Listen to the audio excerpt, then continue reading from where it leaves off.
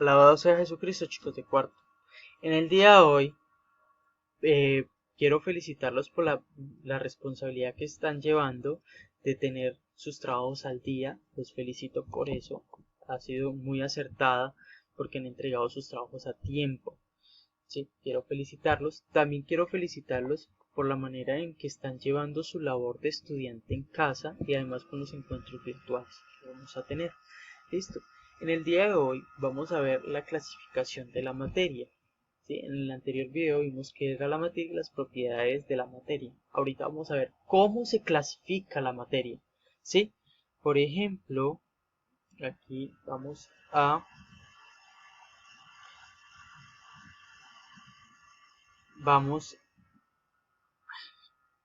vamos a ver la primera diapositiva, que es sobre la materia. La materia puede encontrarse en la naturaleza según su composición. Como ustedes saben, la materia es todo aquello que ocupa un lugar dentro del espacio. Y puede ser como sustancias puras y como mezclas. Acá vemos un gráfico que nos explica que la materia se divide en dos, sustancias puras y mezcla, que a la vez las sustancias puras se dividen en dos, que son elementos y compuestos, que más adelante los explicaré. Igualmente las mezclas se dividen en dos, que son homogénea y heterogénea, que más adelante también se los explicaré. Entonces tenemos primero las sustancias puras. Las sustancias puras están conformadas por un solo elemento y también están conformados por compuestos, ¿sí? Por ejemplo, los elementos se conocen porque solamente tienen una sustancia. En cambio, los compuestos son una o más sustancias que se mezclan entre sí. Entonces vamos a leer acá. Son un tipo de materia con propiedades específicas que la caracterizan y las hacen únicas. Pueden ser elementos o compuestos, que son la unión de dos o más sustancias, de dos o más elementos. Estamos hablando de los compuestos. Por ejemplo, el agua es un compuesto formado por dos elementos, el hidrógeno y el oxígeno, y que su fórmula es H2O. Otro que escuchamos por ahí es dióxido de carbono, que es el que está pues afectaba a la naturaleza, afectaba al medio ambiente. El dióxido de carbono está conformado por carbono y oxígeno, que su fórmula es CO2, ¿sí? Eso es un compuesto. Y los elementos están formados por una sola sustancia, ¿sí? Vamos a ver la siguiente. Dice, los elementos son las sustancias más simples que se conocen. La gran mayoría se encuentran de manera natural en la Tierra. El nitrógeno, el hidrógeno y el oxígeno se encuentran en el aire. Y el carbono y el cobre se encuentran en la corteza terrestre. Entonces tenemos muchos elementos, demasiados elementos dentro de la tabla periódica. ¿Sí? Que están organizados dentro de la tabla periódica, que ahorita hablaremos de ella. Entonces, todos esos elementos tienen un símbolo. Por ejemplo, el carbono es la C, el potasio es la K, el hierro es Fe, el sodio es Na, el oxígeno es la O, el nitrógeno es la N, el hidrógeno es la H, ¿sí? Entonces son símbolos que pueden ser muy lógicos. Por ejemplo, hidrógeno H, cogieron la inicial, pero por ejemplo sodio Na no es tan lógico. Entonces tenemos que tener mucho cuidado en el momento de ver la tabla periódica, porque hay veces nos confundimos. Vemos una o una OS y vamos a decir, eso es oxígeno, ¿sí? No, entonces tenemos que tener pues también mucho cuidado en fijarnos en eso en el momento de estudiar una tabla periódica. Estamos viendo lo básico, ¿cierto? Lo básico, lo que deben de conocer en este grado. Más adelante, cuando ustedes estén en quinto, cuando estén en bachillerato, es un poquito más avanzada la explicación. Pero ahorita vemos es lo básico. Entonces, tenemos que los compuestos son sustancias puras formadas por dos o más elementos, los cuales se unen y producen una nueva sustancia con propiedades totalmente distintas a los elementos a los que los conforman. Por ejemplo, el nitrógeno tiene unas propiedades distintas al hidrógeno. Al combinarse, todas ellas hacen sus propias propiedades, ¿sí? Que cada una le aporta, cada sustancia le aporta. Por ejemplo, el nitrógeno le aporta al hidrógeno, el hidrógeno le aporta al nitrógeno y al oxígeno, y entonces todas se aportan algo para hacer un buen compuesto, ¿sí? Hay compuestos, hay por ejemplo elementos que no pueden ser mezclados porque simplemente o formarían una bomba, o formarían explosivos, o formarían la pólvora, o formarían una explosión inmediata, ¿sí? Entonces, por eso los científicos estudian mucho eso para no tener equivocaciones. Entonces, los compuestos es eso. Y se conocen por fórmulas que en el taller, ya les explicaré, van a estar unas fórmulas que deben de consultar. Entonces vamos a ver a lo siguiente. Entonces vamos a hablar de la tabla periódica. La tabla periódica fue creada por un científico llamado Dmitri Ivanovich Mendeleev, que vio la necesidad de organizar todos esos elementos en un solo lugar para que fuera mejor su estudio y su mejor visualización y su mejor comprensión, ¿sí? Entonces los elementos están organizados según sus características y propiedades físicas y químicas en la tabla periódica. Los elementos se identifican por un símbolo químico que se escribe con una o dos letras. Por ejemplo, el símbolo químico del carbono es la C y el del sodio es Na. La tabla tiene filas llamadas periodos y columnas llamadas grupos, que ahorita les explicaré dentro de una tabla cómo identificarlos. Cada fila y cada periodo tiene características específicas. Entonces tenemos, por ejemplo, Na. Siempre la primera letra, cuando el compuesto lleva dos letras, siempre la primera letra es en mayúscula y la segunda es en minúscula. Aquí vimos pues que están en mayúscula las dos, pero es el formato de la diapositiva, pero siempre la segunda letra va en minúscula. Por ejemplo, Na, Fe, que es hierro, Su, que es cobre, ¿sí? Entonces todo eso son elementos que están ahí dentro de la tabla periódica. Vamos a ver a la siguiente. Entonces acá tenemos una tabla periódica, ¿sí? Que tiene grupos que son verticales y periodos que son horizontales. Tenemos 18 grupos y los identificamos así. Acá ven este numerito acá, este otro, el 2, el 3, el 4, el 5, el 6, el 7, el 8, el 9, el 10, el 11, el 12, hasta llegar al 18.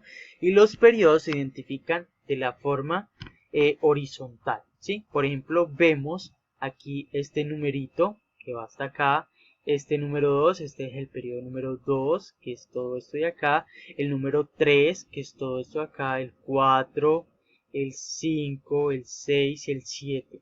Hay 7 periodos dentro de la tabla periódica. ¿Por qué hago énfasis en esto? Porque dentro del taller hay una pregunta sobre esto, que ustedes van a completar un cuadro, que ya más adelantico se los explicaré, y es por tener claro que los grupos son verticales y que los periodos son horizontales, ¿sí? Aquí vemos una tabla que es la clasificación de la tabla periódica. Se clasifican metales, semimetales o metaloides y no metales, ¿sí? Por ejemplo, ustedes ven que tienen unos colorcitos. Igualmente, esos colorcitos corresponden a cada elemento que hay acá dentro de la tabla periódica. Por ejemplo, vamos a ver la clasificación. La clasificación de los elementos en la tabla periódica. Los elementos se clasifican en la tabla periódica de acuerdo con sus propiedades en metálicos, no metálicos y semimetálicos o metaloides. Por ejemplo, acá tenemos un cuadro que nos dice los elementos y las propiedades. Acá tenemos el aluminio. El aluminio es un tipo de metal que está dentro de la tabla periódica, está dentro de los no metales. Vamos a devolvernos a la tabla periódica, vamos a buscar Al. Al es el elemento del aluminio, ¿sí? El Al, vamos a buscarlo por acá abajo.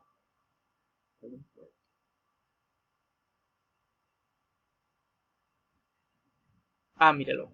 El Al es este que está acá, que es aluminio, y vamos a ver el color. Está dentro de los metales. Entonces está dentro de los metales, pero tienen un color muy claro. Entonces vamos a buscar el color que es un elemento de transición, ¿sí? Entonces así se divide esta parte, se clasifica estos elementos. Entonces vamos a ver el aluminio. El aluminio está dentro del periodo 3, mírelo acá, periodo 3, y está dentro del grupo número 13, ¿sí? Muy sencillo, esto es básico de la tabla periódica. Entonces vamos al siguiente. Entonces tenemos que el azufre es de los no metálicos. ¿Por qué? Porque no son conductores y son utilizados en diferentes composiciones, pero no son utilizados para conducir electricidad, ¿sí? Por ejemplo, hay no metálicos gaseosos y no metálicos sólidos y no metálicos líquidos. Por ejemplo, el bromo es líquido y el gaseoso, como el nitrógeno, el oxígeno, el hidrógeno, son gaseosos, ¿sí? Y los semimetálicos quiere decir que conducen electricidad pero con mayor dificultad, o sea, no son como los metales que de una conducen una fuerte electricidad. Estos semimetálicos no conducen una buena electricidad, ¿sí? Entonces aquí les dejo pues la explicación de esta parte. Vamos a las mezclas. Las mezclas es la unión de dos o más sustancias que conservan sus propiedades específicas. Debido a esto no tienen una composición fija. El aire, el agua, el mar y una pizza son algunos ejemplos de mezclas. Las mezclas pueden ser homogéneas y heterogéneas. Bueno, en este gráfico nos muestran lo que son las mezclas. Las mezclas son homogéneas y heterogéneas. Las homogéneas es que sus ingredientes no se pueden ver a simple vista. Por ejemplo, yo veo la mezcla de un pastel y yo no voy a saber de inmediato qué tiene. Yo tengo que conocer primero los ingredientes que tiene: harina, leche, huevos, chocolate, bueno, lo que le echen a un pastel, levadura. Pero yo, cuando mezclo todo eso, me va a hacer una mezcla que yo no puedo decir, no, eso tiene harina, no, eso tiene huevo. No, no puedo decir eso. Entonces, no se pueden ver a simple vista. Un ejemplo de ellos son las soluciones. Las soluciones es, por ejemplo, es muy común conocer el agua con sal, que también la podemos llamar solución salina. ¿Sí? Que nos sirve para lavarnos las heridas cuando nos accidentamos, para desinfectar un poco la herida, que utilizan también el suero, es una solución, y las coloides son como la gelatina, que son un poco más, las coloides, que son un poco más, que tienen ese polvito, tienen más ingredientes que al mezclarse con el agua fría, dan esa especie de mezcla, ¿sí? Entonces tenemos las mezclas heterogéneas. Las mezclas heterogéneas sí se pueden ver sus ingredientes a simple vista. Yo los puedo ver. Por ejemplo, ahí tenemos las ensaladas. Las ensaladas están conformadas por papaya, pepino, bueno, lo que ustedes le echen a una ensalada, ya sea de verduras o de frutas, y podemos ver sus ingredientes a simple vista. Es muy fácil detectar muchas mezclas heterogéneas. Por ejemplo, una mezcla heterogénea es el agua con el aceite, el agua con arena, podemos tener la sopa de verduras, la sopa de pasta, espaguetis con albóndigas. Sí, son mezclas que podemos ver. El guiso que hace la mamá para echarle a la sopa. Son todas mezclas heterogéneas. Ya si licuamos el guiso, ya tenemos una mezcla homogénea, ¿sí? Es muy diferente. Cuando ya la mamá pica el tomate, pica la cebolla y lo echa en un sartén, es una mezcla heterogénea. Pero cuando se licúa, prácticamente tenemos una mezcla homogénea. ¿Listo, chicos? Espero que haya quedado claro esta parte. Vamos a explicar en un momentico, porque nos quedan 2 minuticos de esta aplicación, en un momentico el taller. Bueno, aquí va el tema de pues la explicación, el link de este video, el contenido del desarrollo. Acá vemos pues que tiene el blog. Vamos a responder qué son las sustancias puras. Observa una tabla periódica, completa la siguiente tabla. Aquí les dejo un ejemplo: potasio, grupo número 1 y periodo número 4, pero le hacía mucho énfasis al grupo y al periodo. Grupo vertical, periodo horizontal, ¿sí? Cómo se clasifican los elementos dentro de la tabla periódica. Van a escribir, van a consultar las siguientes fórmulas. Acá les puse pues una de ejemplo, que es bromuro de sodio, que es NBr, ¿sí? Tenemos clorhidrato de sodio, que ustedes van a descubrir cuál es. Tenemos esta número 5, que en la siguiente información deben completar hacer estas 2 preguntas. Acá está la información y es muy sencilla la actividad del día de hoy. Listo, espero que haya quedado muy claro y espero verlos pronto. Chao, chicos.